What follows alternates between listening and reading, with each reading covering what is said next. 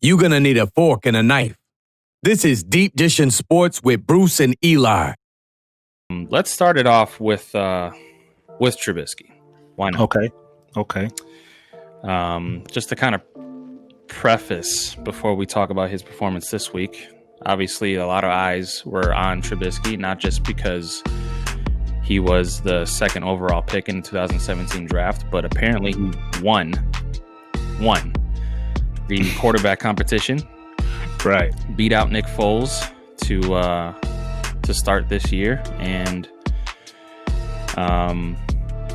so obviously we were all watching to see how he was going to do. This is his third year under this offense. So there's no excuses in terms of not knowing the playbook, not knowing what's going on in terms of awareness, where receivers should be and all of those types of things. That should be gone. Right. But yeah, in terms of his stats this week, he was 20 of 36. That's 55.6%. 242 yards, 3 touchdowns, no interceptions, even though he did have an interception dropped. I have to throw that in there. And also had a fumble.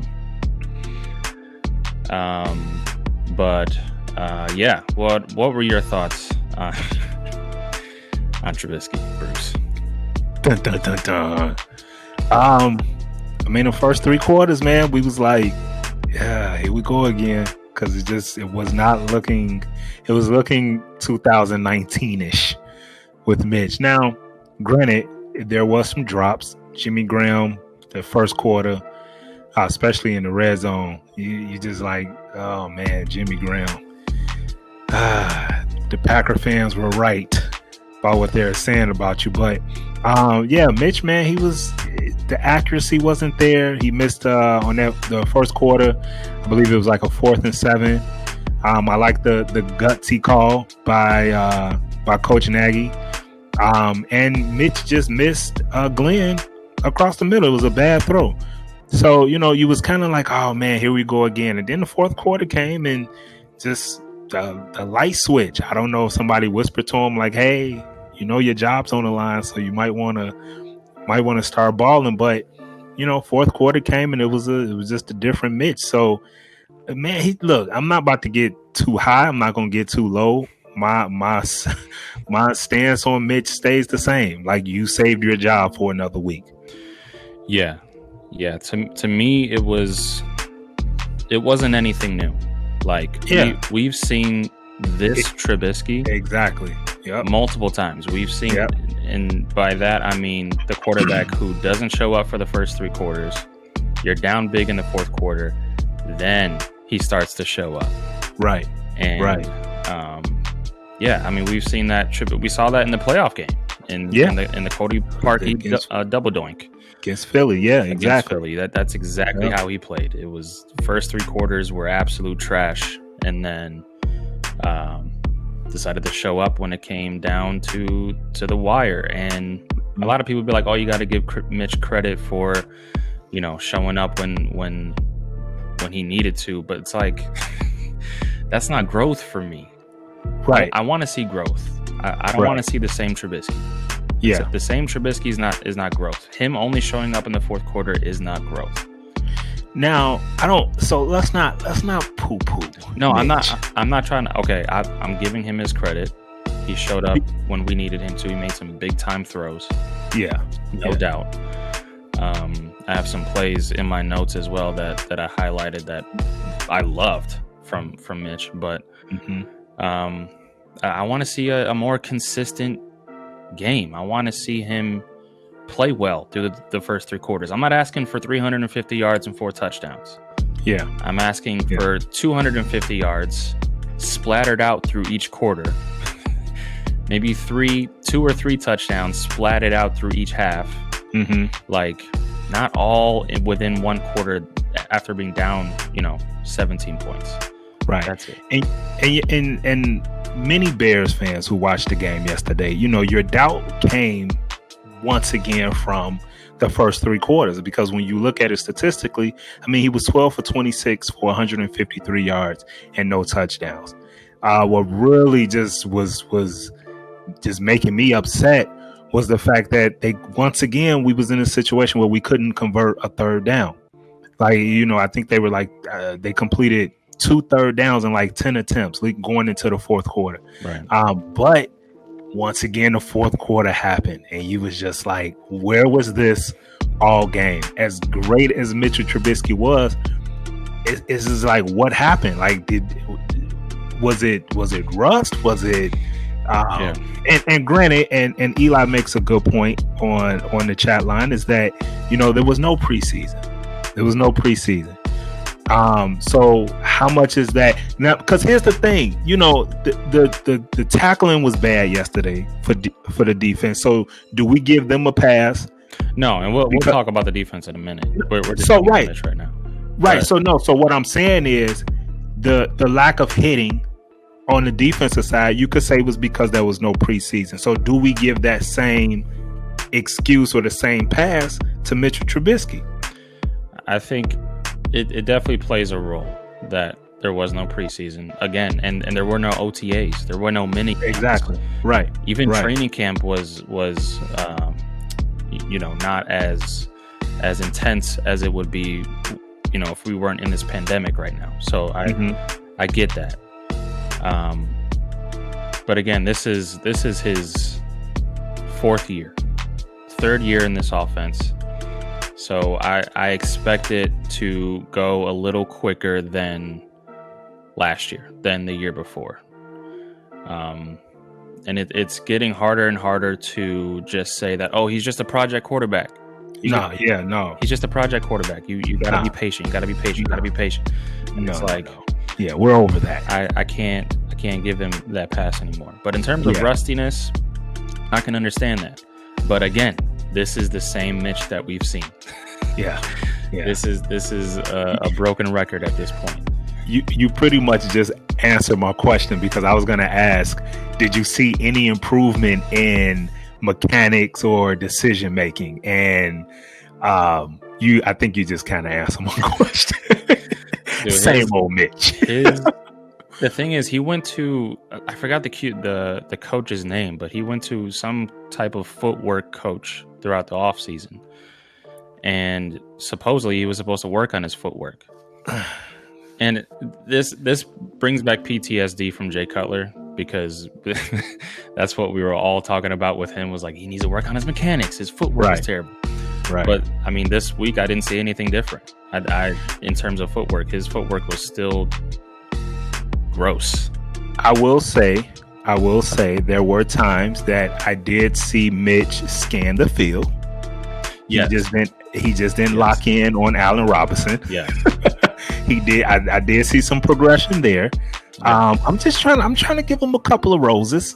Trying to get him a couple of flowers here and there. So to not poo-poo on Mitch too much. Yeah. I do want to give him a couple plays that I did really like really, really like. Obviously, the game-winning touchdown was beautiful to Anthony Miller, because he struggled on the long ball all day. He took shots down the field, but they were so inaccurate. Definitely. Didn't give his receiver a chance, and that was a dime to Anthony Miller. So I'll give him that. The second was his rollout touchdown throw to Javon Wims. That was a dime. That was great. That's a tough play too, because he's rolling to his left. Exactly. Opposite throwing hand. That's a tough throw, and that was another dime. And then the third play was it was 3:15 to go in the fourth quarter. We were down 10, and it was a play where Mitch dropped back. There was a free running blitzer coming straight at his face. Avoided him, dodged him, rolled right, hit Jimmy Graham in stride, and that was almost for a touchdown. If Jimmy Graham was just a little bit faster. Yeah. A little bit faster. Yeah. Would have been for a touchdown. Those three plays where I was like, okay, true. I see you. Yeah. I want to get to some of these questions real quick. All right. First question Eli asked, should this win truly keep Mitch as our starting quarterback? I mean, he won the game. Yeah. So, yeah. Yeah, it buys him another week. Yeah, for sure. He's still on that. The leash hasn't changed at all. And I feel like it's still short. I feel like it's going to be, and we talked about this last week, about how short his leash is going to be given the difficulty of this schedule. We play the Giants next week. The Giants are not that good. Exactly. And we'll see them later tonight. They play tonight, Monday Night Football. But well, I think it's going to be a while before we can be like. I think it's going to be a while before Matt Nagy and Ryan Pace are willing to pull him out. Yeah, definitely. He's going to have to, man. He's going to have to be like opening game Green Bay last year bad for him to get pulled. If it gets to that level, oh, bro, yeah, that's when you got to make the change. But the first 4 games, 3 of them are winnable. So you won't see a change happening too soon. Yeah. And then someone else asked, does Matt Nagy need to run no huddle to start the game to get Trubisky in rhythm? Who is it more of an indictment on that he can't get going early, Mitch or Nagy? That's a great question. That is a great question, because when the tempo picked up in the fourth quarter, what happened? You saw Mitch start to make some plays. Nagy did run no huddle in the first quarter though, to try to get Mitch in that rhythm, and I liked it. I saw them running no huddle, and I was getting hype. Oh, Greg Bragg. What up, Greg? But yeah, I saw them running no huddle in the first quarter, and I was very excited because I know Mitch is and I said this last week too, he's a very streaky passer. Yeah. He needs that confidence. He needs those easy throws, and he needs quick, he needs it to go quick. Timeouts, I feel like, kill his rhythm. Like TV timeouts obviously hurt his rhythm a lot, I feel like. But I would like to see more of that, obviously. Yeah, I would definitely like to see more of Matt Nagy running a quick tempo with True. And who is in more indictment on that he can't get going early, Mitch or Nagy? That's a great question. That is a great question, because I feel like Nagy does really well in terms of scheming guys open.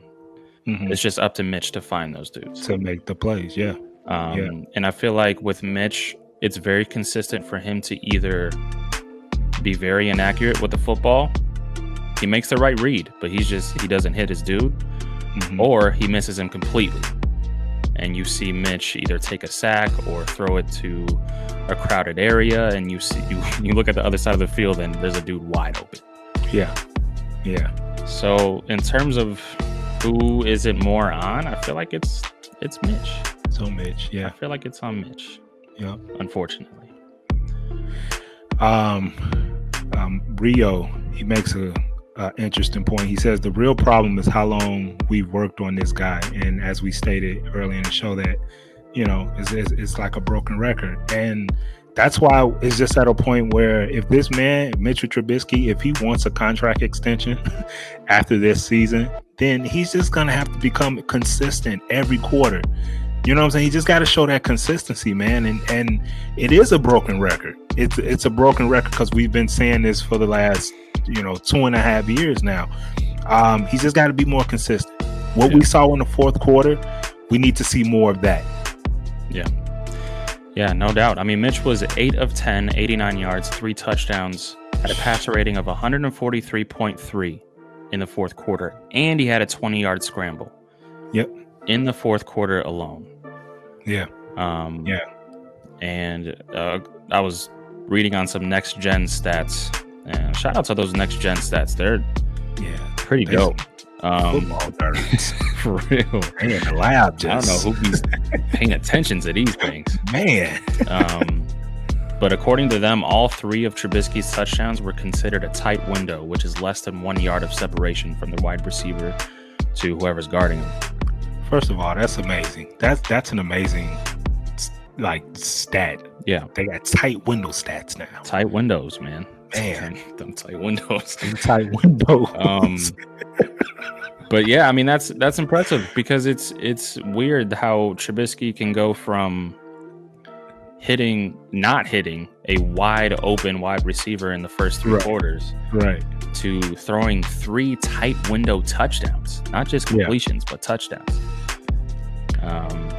All in the last quarter when they're down 17 points. So yeah, it's very weird. And I tweeted it out as well. Like, why does it take the fourth quarter for Matt Nagy and Mitch Trubisky to get their heads out of their asses? Yeah.